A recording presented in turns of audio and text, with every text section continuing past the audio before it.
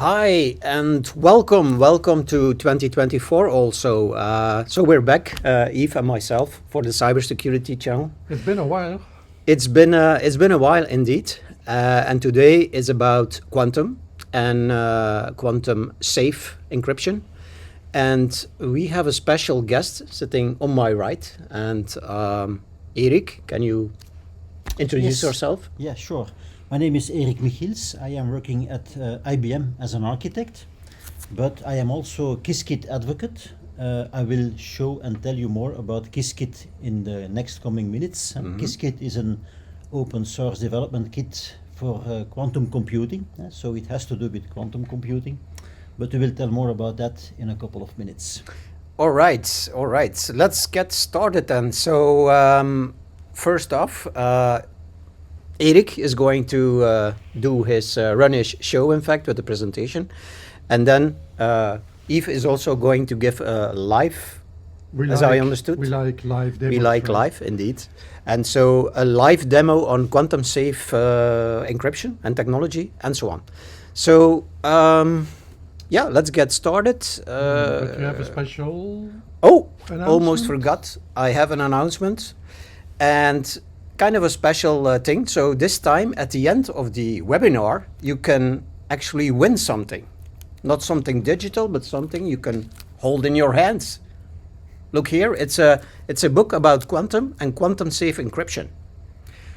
And all you got to do is, at the end of the show, you will need to respond to a question that I will ask at the end, of course. And if you got it right, be quick, put your answer in the chat, and if it's right, then you can contact Yves on Yves de Beer's email address, and we will send this nice book to you. So I almost forgot that, Yves. So that's so pay attention to what's happening and what these two guys will be telling you. How could you forget, Peter? You have the book in front of you. Happy New Year to you too, Yves. Well, it's a nice book. So okay, let's kick it off. Let's kick it off. I'm transitioning to Erik's screen and camera. Go ahead. Thank you very much, Peter, again for the introduction. So I have put here a little bit the overview of this webinar. So I will start with a short introduction to quantum computing and the algorithm of Shor. Why? Because this is exactly the threat for our IT assets. So why is that? What is the algorithm exactly doing? I will shortly introduce. Then I will also provide you with a kind of solution, and that is quantum safe cryptography, and the main topic of today.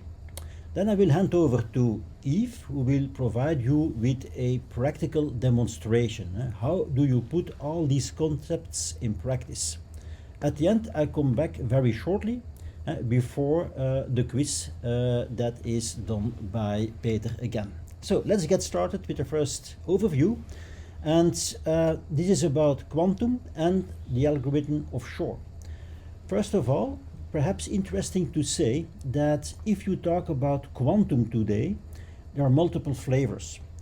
We focus on two of them. One being quantum computing, so building applications to be executed on quantum computers to bring value into the world, to society, to business with quantum solutions. A second, and that is the topic of today, a second part is quantum safe. In one sentence, how do you protect your assets against attacks by quantum computers?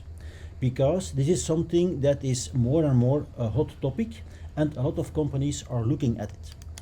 So, first of all, let us start with a very short positioning of quantum computing compared to classical computing. In this picture, you see in the middle the white Venn diagram. That is the set of problems that we want to tackle with classical computing and that we are able to do. In the light blue, you see all problems that we would like to tackle, but some of them are really not tractable, not feasible. The result is not accurate enough, or it takes too much time to get to the result. And in the dark blue, you see what we try to do with quantum computing. In the dark blue Venn diagram, you find also factoring, and factoring is exactly the topic of today. So it is something really hard for a classical computer, but feasible for a quantum computer, and that has a huge impact on our security of today. Why? Okay, so first of all, this is the classical world. I will not spend too much time on this. This is about the classical bits that we're used to make work, to use every day in our daily computing. That is still feasible, that's still important, but not so powerful as what we can do with quantum computing, in which we use a completely new paradigm based on qubits, based on quantum gates. And you find that here on the right hand side of your screen. You see these special things, the H, the Hadamard gate, you see the C0 gate, and you see special, let's say, circuits, quantum circuits, to do these calculations. And they contain some possibilities that you don't find in classical computers. Things like superposition and entanglement, which allow for making complex calculations tractable, feasible, things that you cannot do on a classical computer. We will not go too deep in this today. This would be a separate seminar or webinar. So, but just remind that this is about computing with much more possibilities than our classical computing. And it is the basis also of the algorithm of Shor that you find described on this slide. Quite some text, but let me pick out some important elements. First of all, Peter Shor is a professor working at the Massachusetts Institute of Technology, and he has invented a fantastic algorithm. This algorithm is able to factorize, I would call it, an integer in prime numbers. You might say, okay, a nice mathematical problem, but this is something that has a huge impact on our cryptography, and I will come back on that in a couple of minutes. First of all, on the right hand side, interesting to notice, you find there that the algorithm of Shor is really allowing us to solve two types of problems: the factoring problem and the discrete logarithm problem. You find it at the bottom of the slide. And these two problems are exactly problems that we find as basis for our current cryptography, asymmetric key cryptography to be more precise. And that is so where the algorithm of Shor can help us, or can do this, solve these problems. In this case, not really helping, but can solve these types of problems. And this in a polynomial amount of time. If you would do that with brute force, you would need exponential time, as you can find on the top of the slide there. If you do it with Shor, you can do it in a polynomial amount of time, so doable. In this slide you find quite some calculations, don't mind. This is a kind of, let's say, explanation of, on a high level, of the algorithm of Shor. What I want to say with this is that we can also share the materials with you so that you can read this at your own pace. To make a long story short, it's about the period finding. The R is the period that you need to find, and if you can find the period, you can find the factors of the integer n. And you find that here also expressed in the slide, meaning that if you can find the period modulo n, and to find the, let's say, with ground A, you have the possibility to find the factors, and that's important. You can factor the integer n. And that is what the algorithm of Shor is doing exactly. I will show you here an overview of the quantum circuit in the algorithm of Shor that is doing that. It's an extract of a Jupyter notebook, because you can code this in a Jupyter notebook in Qiskit. And you find in this algorithm typically the qubits.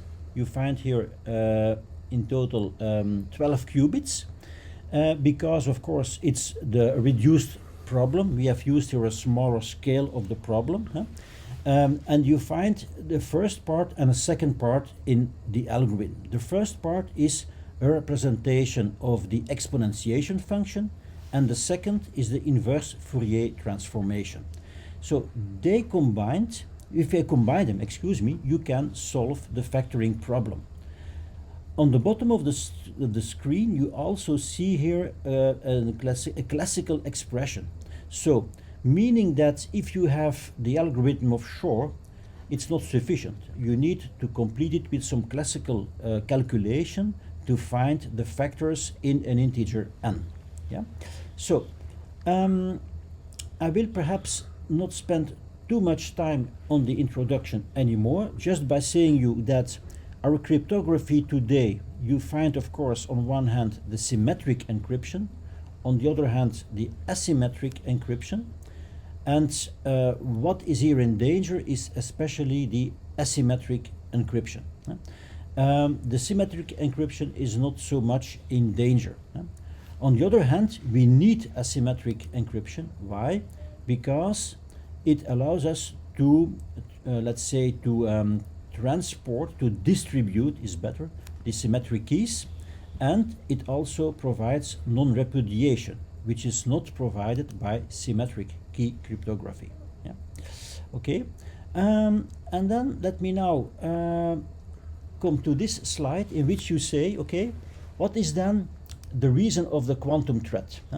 A couple of minutes ago I told you that the algorithm of Shor is able to factor an integer. Now, what is the danger? That is that if you have, let's say here, 2048-bit composite integer, which is the length of our key, which is, for instance, a private key, then if you can factor this private key, or if you can, are able to factor an integer, you can find the private key if you have also the public key. So that is the big danger. With the Shor algorithm, it allows you to find the private key once you have a public key. In a classical computer, this would take, people say, millions of years. Of course, not easy to verify. But with the Shor algorithm, you can do that in a reasonable amount of time.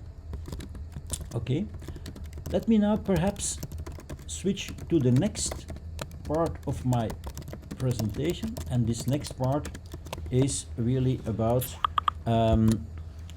how can we now provide quantum safe cryptography, and I will show that now. So this is something I already mentioned. The only new thing on this slide is on the bottom. You see here multiple types of algorithms. You see there RSA, Rivest-Shamir-Adelman algorithm, which is used many years already for symmetric key cryptography. You see DSA, digital signature algorithm, as the name is self-explaining, it's for digital signatures. And then you have also the ECs. EC stands for elliptic curve. You have also elliptic curve versions of these algorithms. The elliptic curve versions introduce an additional type of transformation, an elliptic curve in mathematics, which makes it very difficult to find a private key starting from a public key. You also see there the Diffie-Hellman algorithm, DH. Although very innovative way of thinking, they are in danger. And you see that on the right hand side of the screen, all these algorithms are in red. And they are in danger because of the algorithm of Shor that is able to do that factorization or solving the discrete logarithm problem. On the left hand side, you also see cryptography, symmetric, and that is not immediately in danger. Why not?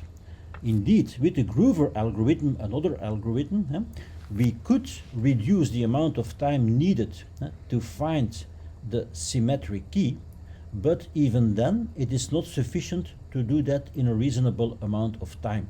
I give a small example. If you have AES algorithm, the Advanced Encryption Systems algorithm, today we use 256 bits for that key. Suppose that you have the Shor algorithm, you would be able to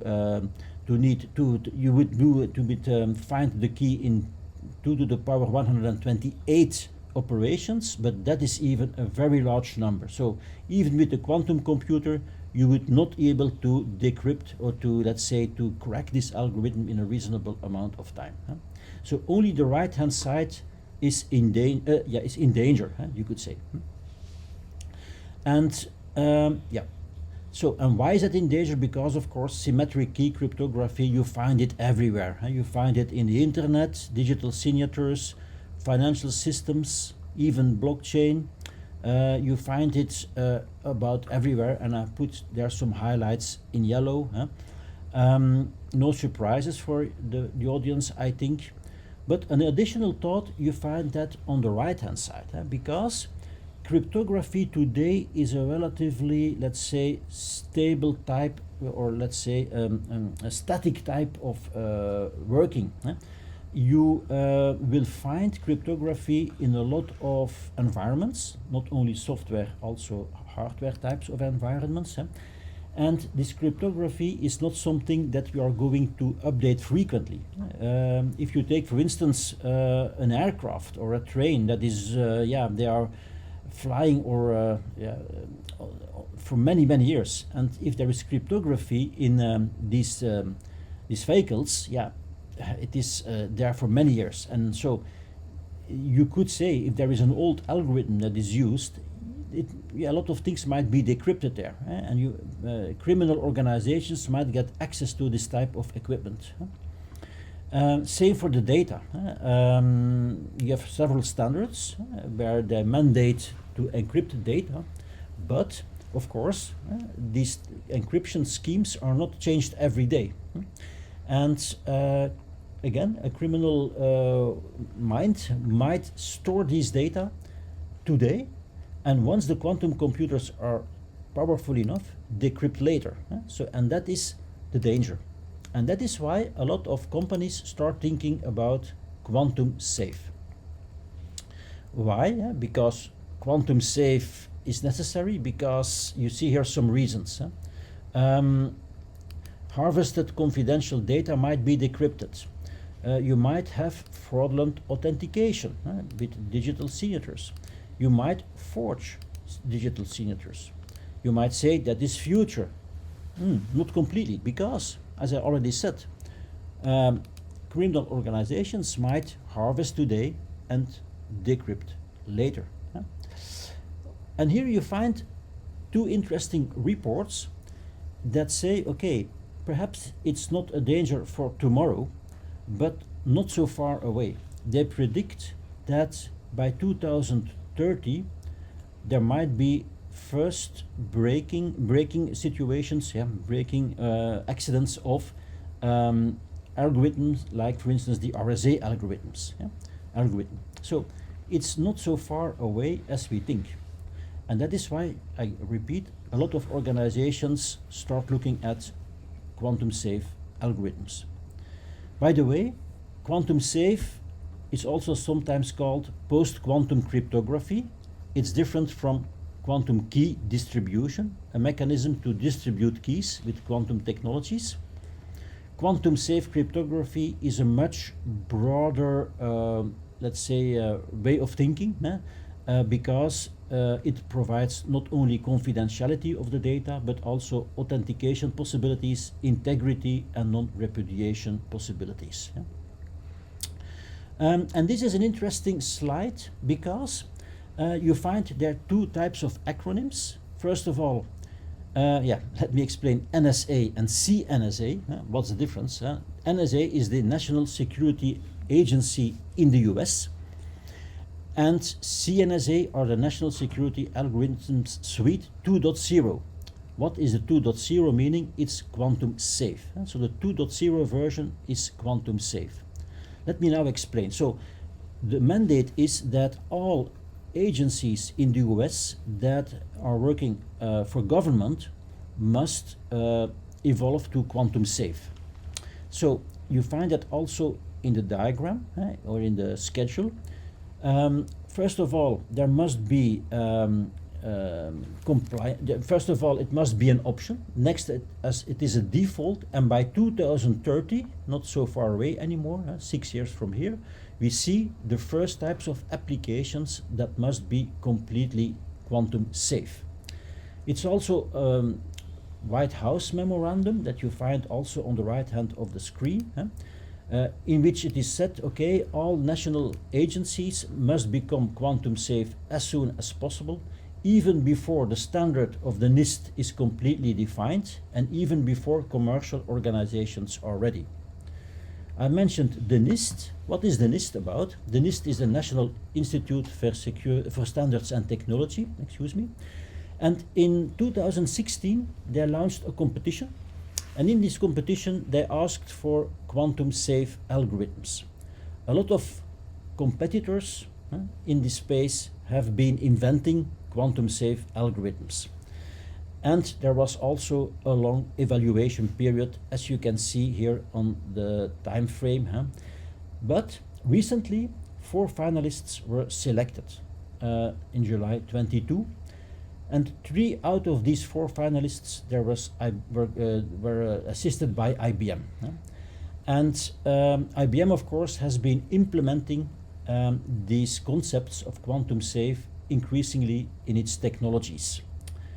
And what were now these 4 finalists? You find them here. You have Sphinx, Falcon, Crystals Deletium, and Crystals Kyber. The blue ones are IBM submissions. They are based on lattice cryptography. Sphinx is based on hashing cryptography. So lattice cryptography was really the way of doing the cryptography that a lot of people have assessed to be the right way to go. Because all of these 82 algorithms that have been submitted were subject to serious tests, of course. Only 4 survived. Sphinx is now considered as a backup, and also Falcon. So 2 really the right surviving ones. And they are based on lattice cryptography, as already said. The advantage is that this type of cryptography also opens doors for other interesting evolutions. Things like homomorphic encryption. What is that? So you encrypt your data and they stay encrypted until the very end. No reason to decrypt and encrypt again intermediately, meaning you have top security. Another thing is, for instance, ID-based encryption and zero-knowledge proofs, on which I will not come back now for the sake of time. What is then lattice cryptography? Yeah, a lot of information on the slide, but I will stay to the point. The theory of lattices in mathematics is a little bit, as you can see on the picture. A lattice, you can intuitively imagine what it means. It's a subset of the coordinate space r to the power n with a distance defined in it. And within that lattice theory, you can invent quite some approaches that allow for quantum safe cryptography. Things like the shortest vector problem, the closest vector problem. But the winning, I would say, approach is the learning with errors problem, in which you find that at the bottom of the screen. It's really an approach in which you combine a lot of randomness with a lot of dimensions and also with error introduction, so it is almost impossible or not possible even to decrypt the data. No quantum nor classical computer is able to decrypt the data that are encrypted with this approach. You find also on the screen an additional term that I will explain very shortly, IND-CPA and IND-CCA. Yeah, a lot of abbreviations, but let me explain. IND stands for indistinguishable. CPA stands for ciphertext plain text attack, chosen plain text attack, and chosen ciphertext attack, meaning that criminal organizations do trial and error with plain text and ciphertext with a goal to find the private key.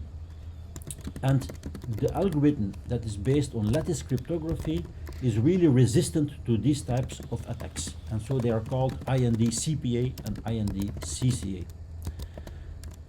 This is the timeline for IBM. As you can see, we have submitted to the NIST our proposal. You also see that we have a strong contribution to OQS, Open Source Quantum Safe, of which the libraries are already available and which will be used in our demo. You find also that we have introduced Quantum Safe in several products, like our mainframe solution, IBM Z16. We have it also introduced in our tape solutions on the IBM Cloud. And of course, we are leading in the world of, let's say, Quantum Safe, and collaborating with a lot of organizations in this space. Okay, so to finish my session, I would like to tell you that IBM is investing a lot in research on cryptography, introducing this research in products we use every day, like TLS, VPN, SSH, and others. That we also have invented quantum safe technology and quantum safe services, but that is something I will not explain now, but I will come back on that in the last part of this webinar. Okay, that is my second part, and I now would like to give the word to Yves. Yeah. Okay, thank you very much. That was very interesting and lots of things to digest. It's clear that this is a security topic. Like we say in security, everything starts and stops with the key, in fact. So asymmetric keys and all of these things are the core of security still for every technology, in fact. So with that being said, we're switching over to Yves, and Yves is going to dive into and do some hands-on and live. And live, so always scaring. Yeah. But like you mentioned, the security is the key, and if the key is stolen, then it becomes very dangerous. And I think what time period we are talking now is springtime, that will have a final selection of the algorithms, I think. So maybe a lot of people are not aware, but sometimes it's seen also as a year 2000 problem that we were facing. Correct. Yeah. And I think with year 2000 we could make checks and make sure that maybe some business could fall down, but in a matter of days you could restore and adapt your code to make it work again. Now with this, like bad people are harvesting data and will be able to decrypt it.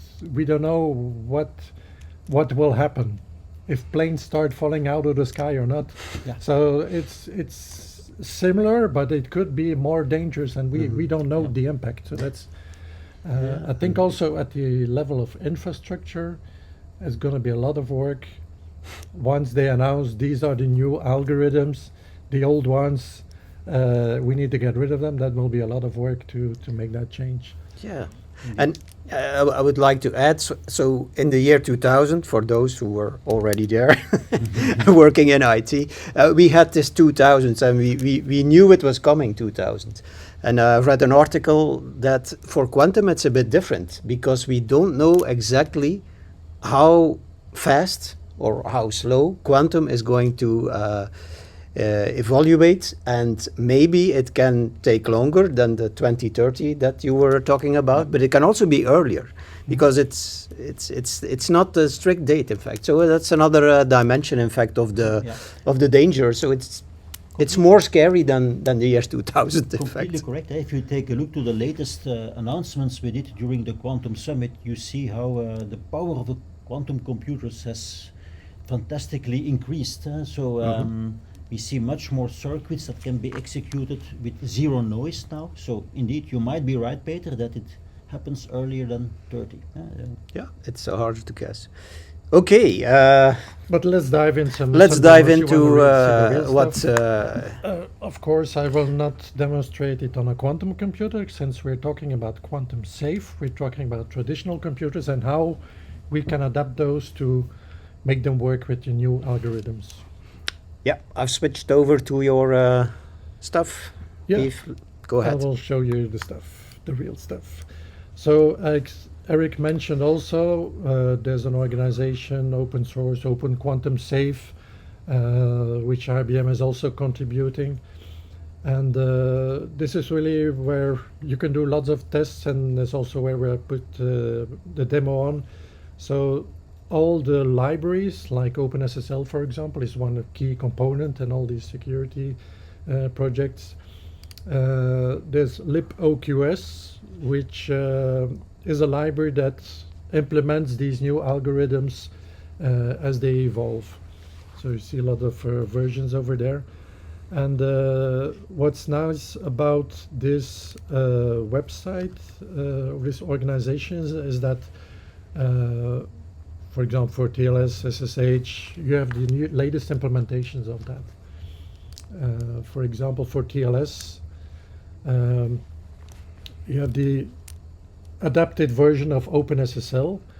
And what's also nice, and I will show you here how we could use that, is that, okay, you can take the source code and try to compile it. It will take you a lot of work to do that, but if you just want to experiment with it, there are some pre-packaged Docker containers. For example, the Apache, the Nginx, HAProxy, curl, Chrome, which I will use. These are adopted versions that support these new algorithms, so we can already try to test that. So, they also have a test website, test.openquantumsafe.org.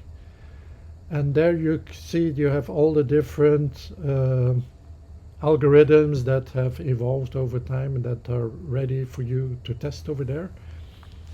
Now here I'm using my Firefox, so just a normal browser, not adapted. So let's see what happens if we take, for example,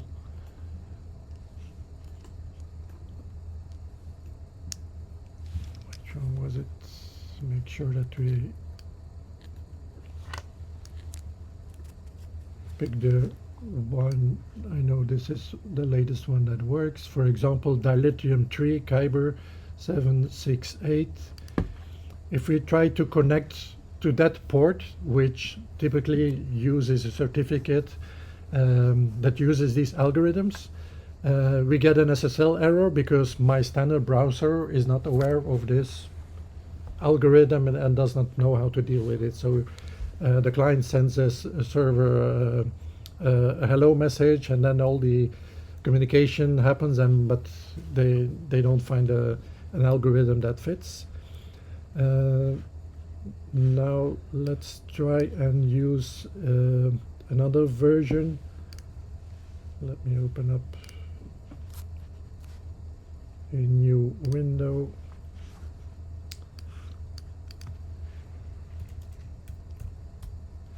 You can download from the same website. You can download this Chrome version. It's a binary. You can start to compile it yourself, but it will just be faster if you take the binary. I'm running here on a Red Hat Linux, but it should also work on the Ubuntu. Let's start it up.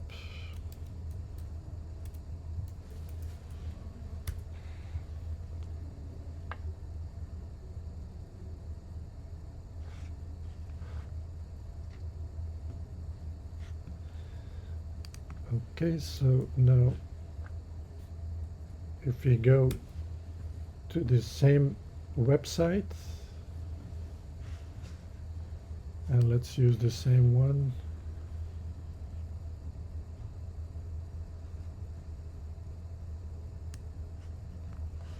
'09, and you see that this one is able to connect successfully with this service using the dilithium 3 Kyber 768 algorithm configured to communicate with. So that's pretty basic, I would say. So normally as an end user, companies start to deploy this new latest version of Chrome or Firefox. Nothing spectacular will happen. So But let's dig a bit deeper. What you will need to do on the level of your Apache server, for example. So I will open up a new tab in here. I don't know if that's readable on the screen.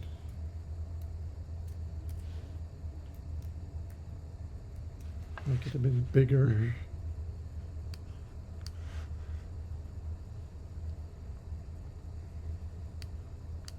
Come on. So, like I said, these are Docker containers that we can use to run, and they're ready for you just to run and experiment with that.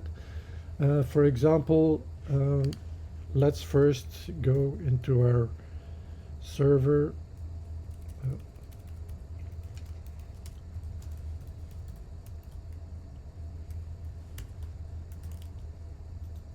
There's nothing in there, so let's execute this command.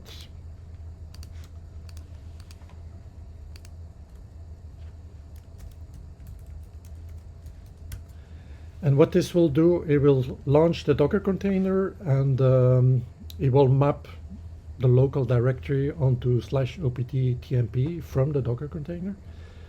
And in fact, what we'll do is we will just create a new key for our certification authority.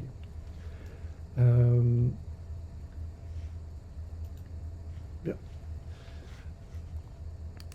So we have our CA, our self-signed CA with our key and certificate. For next step, for our web server, we will need to create a certificate that uses the new protocols.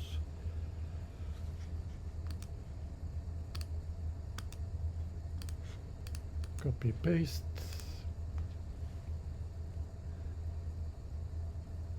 So what we have done now is using that same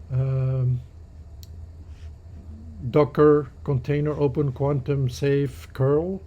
We launched the OpenSSL version, so the modified OpenSSL version, and we create a new key for our server using the dilithium tree by means of authenticating as a server. And we save that key onto our local mapped directory with the Docker container. Are you with me? Yeah? I'm with you. Okay. So now we have our server key, and well, it needs to be signed, right? So we need to sign it still, the certificate with our CA, and we can do this with this same command here. Again, it's the same OpenSSL, typically OpenSSL commands that you would use traditionally, but we sign it now with our locally server. And as you see now, we also have a certificate server.crt from our web server. Nothing special so far, so let's have a look in this certificate. So now this server certificate has had been generated. What is in there? So if you look at the details, you should be able to see what kind of algorithms are being used. But you see, it says unable to load the public key because he doesn't understand. And that's the OpenSSL I'm using on my machine. Mm-hmm. So this version of OpenSSL does not know how to treat that information. Now, we can do the same with our Docker version of OpenSSL. Like that. Just clear this one.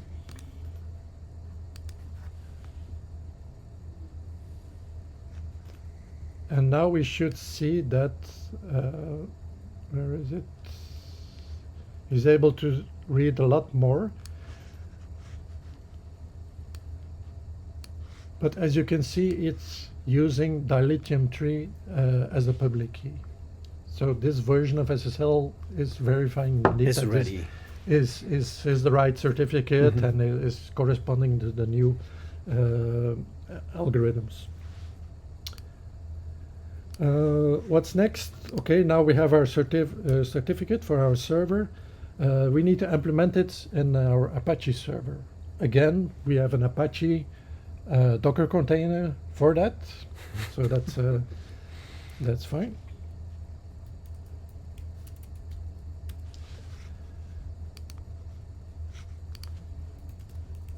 Let's go in our server config. Oops. Yeah, just get rid of this one.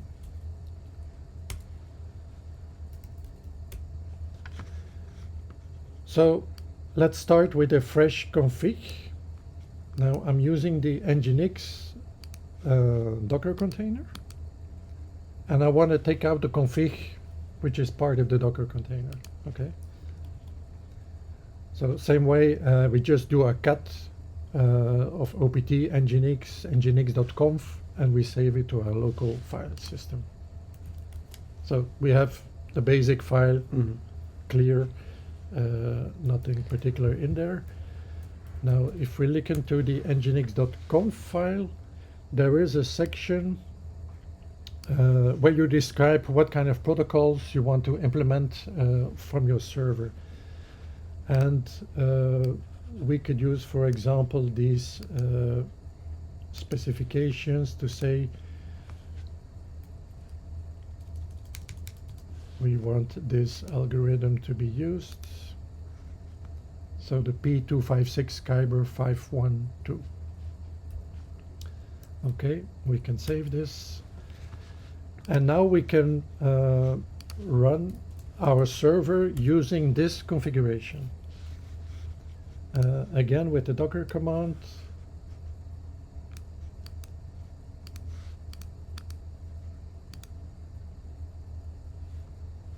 So what do we do here? We map using the PWD. We map our local config onto the Docker container, so the Docker container takes its config from our local file system. So now the web server is running. Let's see what happens.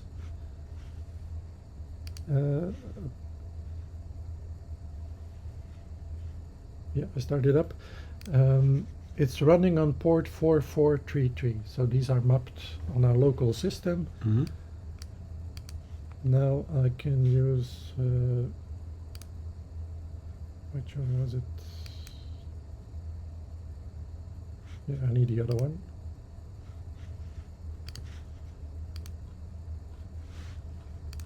That was the one I was looking for. So let's go to localhost 4433, and he already is able to communicate. Again, no big magic.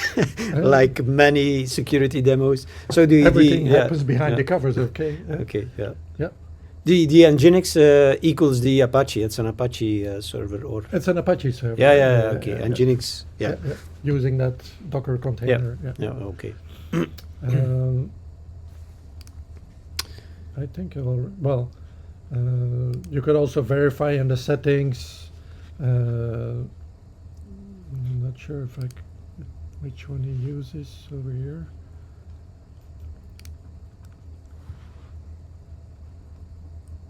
In the security settings, you can also import your trusted CA.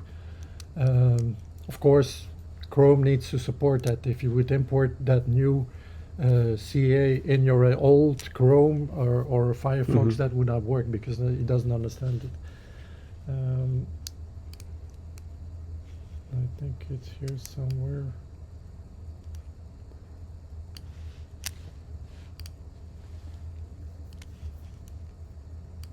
Security settings.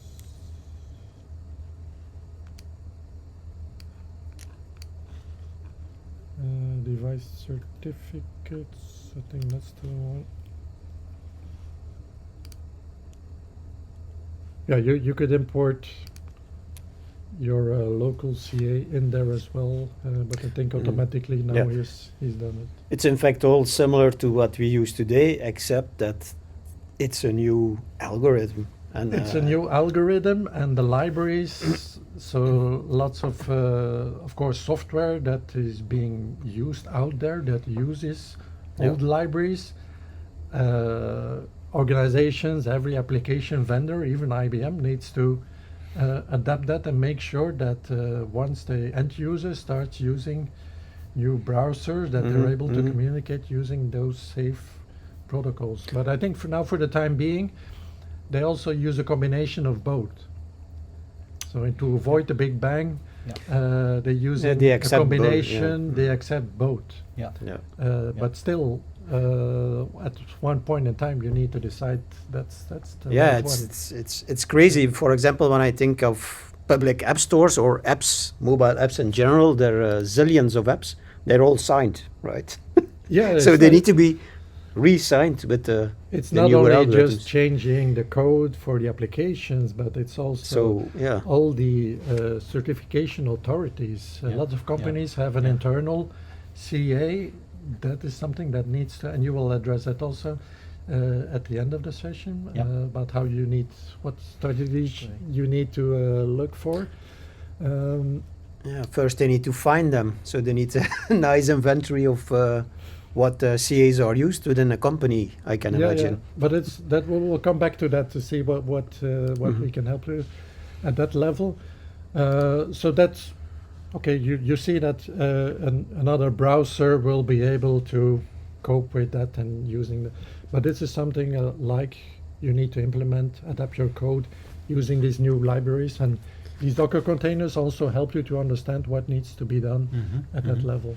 Yep. Now, that's okay if we see that Chrome is, the new version of Chrome is working, but we can take it still a step further. And there's also a Wireshark. Are you interested in seeing that? Yeah, sure. Wireshark, love it. I know a lot of people, network people, like to see the real stuff. So there's also a modified version of Wireshark in there. So let's see if we can start this one up. It needs to run as root, so we need to give access to our GUI session. And then we can just start up the open quantum safe Wireshark Docker container.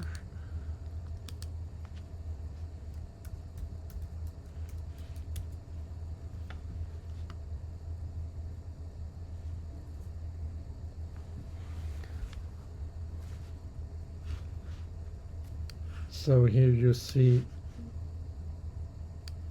the interface should seem familiar, right? Right. So let's zoom in a bit on any interface. Let's start to do some capturing. Let's see where I have my Chrome. Did I close it? I think I closed it. Yeah.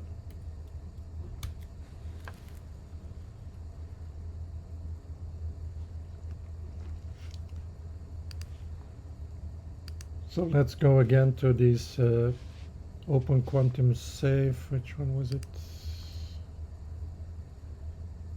This one? Apparently. And also on the local host.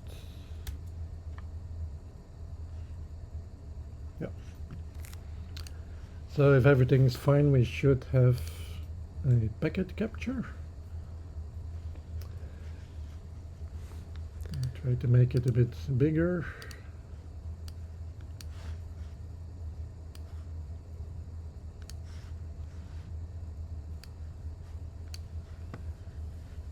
So typically this is TLS communication. So we see, for example, this client hello. Where is it?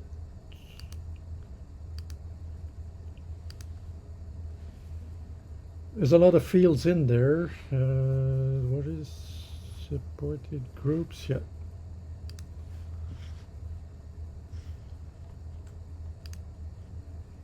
Here you see, for example, all the algorithms that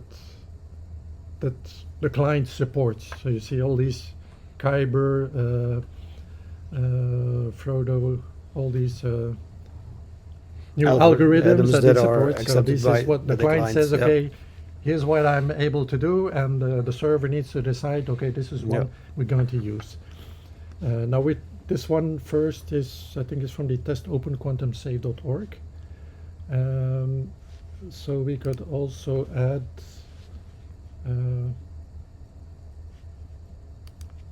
let's first use tcp.port equals 6109, was it right? Yeah, so we now have this particular conversation, and typically this is what the server responds back.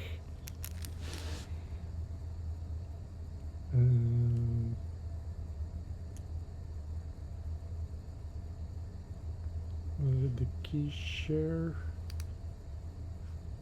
Yeah, so this is where it decides the Kyber 768. As you recall, this one was the one that we are trying to use. So the server says, okay, this is what you're using.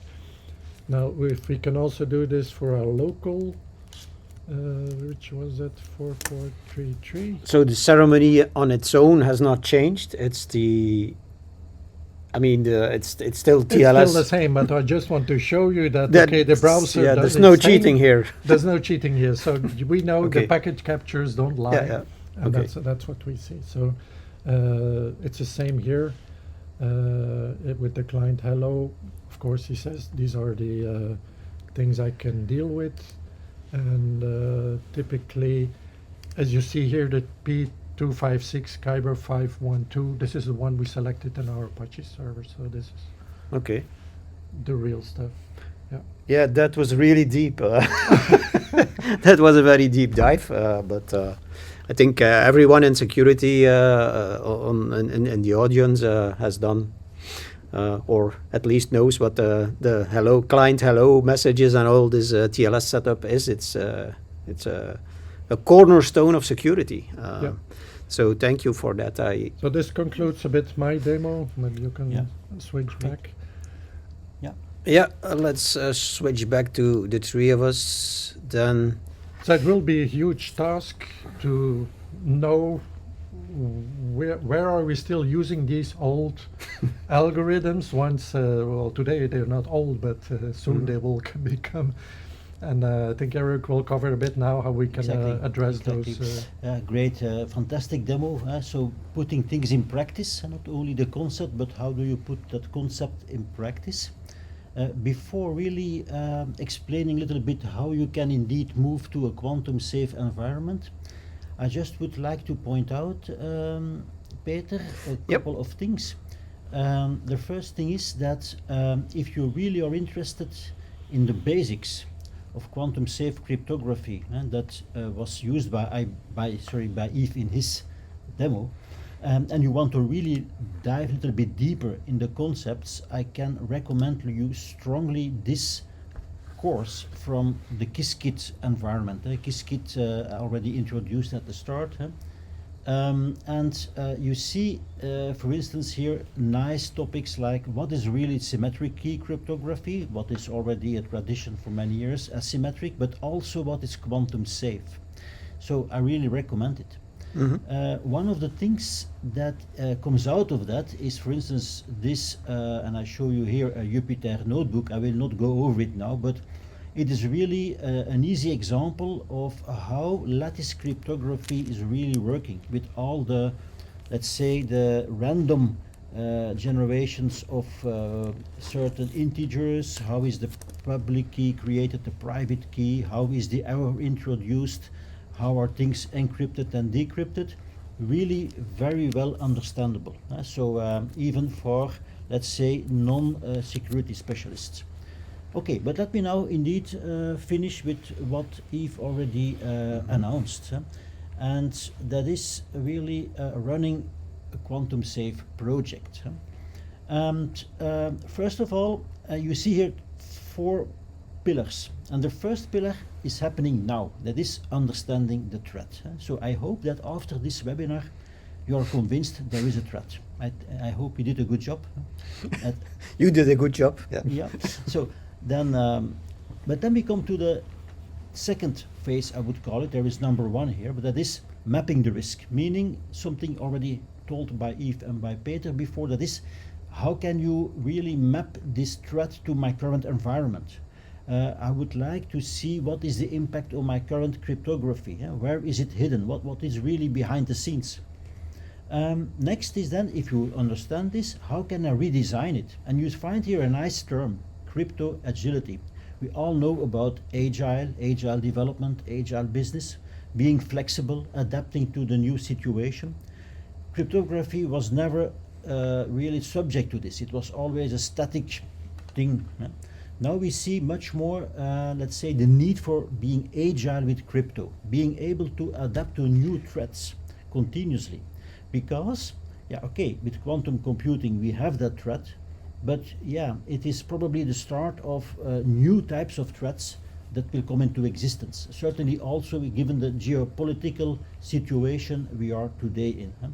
So, being agile in crypto is important, and in implementing that.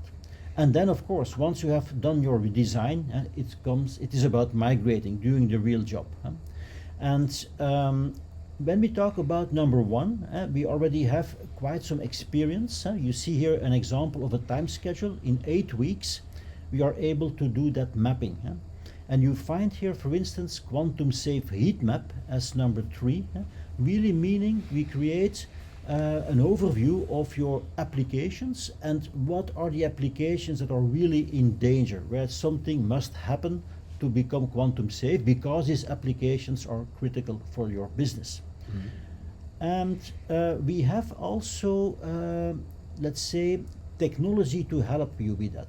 I must say we have and will have.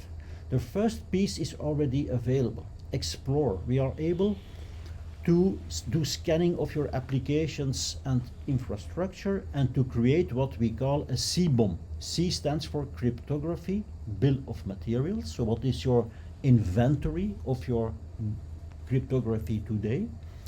Starting from there on, and we also have, and that is a tool that will become available, more the dynamic aspect. What type of cryptography is used? What about the networking aspect? So more the dynamic aspect of usage of cryptography. And once we have that, being able to do remediation, moving, what is the recommended approach to move to quantum safe?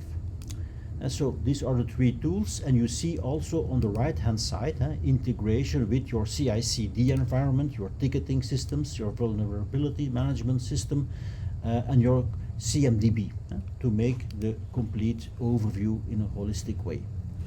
Okay, this brings me more or less to the end of my short last presentation. So it's about understanding the quantum risks, identify your CBOM and define a priority, and start implementing for crypto agility. Final slide, we also have a nice paper where you can read much more details, also things that we have been telling today. And at the bottom of my slide I even put a kind of prompt that you could use in your preferred generated AI solution to get more information about quantum safe. That was my final intervention, Peter, and then I think we can wrap up the session, right? So any questions in the chat? Yeah, I saw a question in the chat, but first of all, thank you both. Erik, he scared the hell out of me, in fact, and then with Yves' demo, I'm sure we're equipped, in fact, to tackle this problem. Relaxed, I feel more relaxed now, indeed. So about the chat, there's a question in the chat, and the question is as follows: is this all free to use, and what does IBM actually sell in the quantum space? I'm looking at Erik to respond to it. Yeah, I would say at this moment in time, from the practical point of view, we sell really a service that consists of making an analysis of your current cryptography and providing recommendations to move to quantum safe. And then that's, let's say, the advice. Executing the plan, of course, then you can rely on IBM again or any other partner or yourself. That's the first thing. A second thing that we are working on is really, as I already told, the technology to support that effort. At this moment in time, this technology is used by our own consultants, but you never can tell in the future. So at this moment, it's really about a service. It's about expertise that we provide to our clients to move to quantum safe. Yeah. Mm-hmm. Yeah, I was also thinking about, read something about mainframes being, operating systems indeed. on the mainframe Indeed. being ready already. Exactly. Ready That already. is a good point, Peter. Thank you for remembering me about our, our infrastructure, like IBM Z16, our tape systems, our Power cloud systems, And maybe? power also, Power, they have yeah. crypto processors on Mhm. board. Yeah. Indeed, that Yeah. are already it's a nice story to tell about that, because even before the crystals Kyber and crystals the lithium algorithms were approved by the NIST, we already implemented them. We were so sure about ourselves that Okay. we already started implementing them in our products. So and in the Yeah. end they won the competition, but we were very sure Mhm. about ourselves. So Yeah, and that may be another thing that I think we forgot is that the services that we run, so the computers that we run, but you can use Qiskit and play around with, is it also something that we sell as a service? not yet. No, Qiskit is really an open source environment. It's right? the SDK, yeah. Yeah, indeed. And But the machines running out there in the cloud, then we talk about the quantum computers yeah, themselves. that's not yeah. Yeah, it's not really, Because the question was more general. Yeah, yeah. Do you sell quantum? But that's Yeah, indeed. So Quantum that's also a very interesting question. When we talk about the quantum computing services themselves, of course, interesting to note is it is a freemium model. So we have quite some resources that are available for free for everybody, even up to 127 qubits. You can do experiments on the quantum computer in the cloud. Of course, if you want more service level agreements, you want more capacity, you want higher priority, then there is a price associated to the usage of the systems. Yep. Okay. Thanks a lot. I Of guess course, we're sorry, yeah. of course, there are other free tools for you to use as well. If you're familiar with things like Zeek, maybe a lot of network people, security people know these kind of free tools. It allows you to have some monitoring of your environment in log files, and you can write your own scripts to say, okay, from this SSL log, I want to retrieve all the algorithms that you're using within SSL connections. Yeah. And then you can get an inventory of what's happening on your network and Yeah. where are the servers. You could scan servers also for the CRT files and check with them to see what kind of algorithm they still use. So Yeah. there's Interesting. lots of things you can start to Then use you for are free. also yeah. creating your CBOM, your cryptography bill of materials. Yeah, so if you're Yes, familiar yeah, well with yeah, well, certainly network administrators can do that kind Yeah. of thing. yeah. yeah, great. Okay. I guess we can wrap up with giving away the book. That's,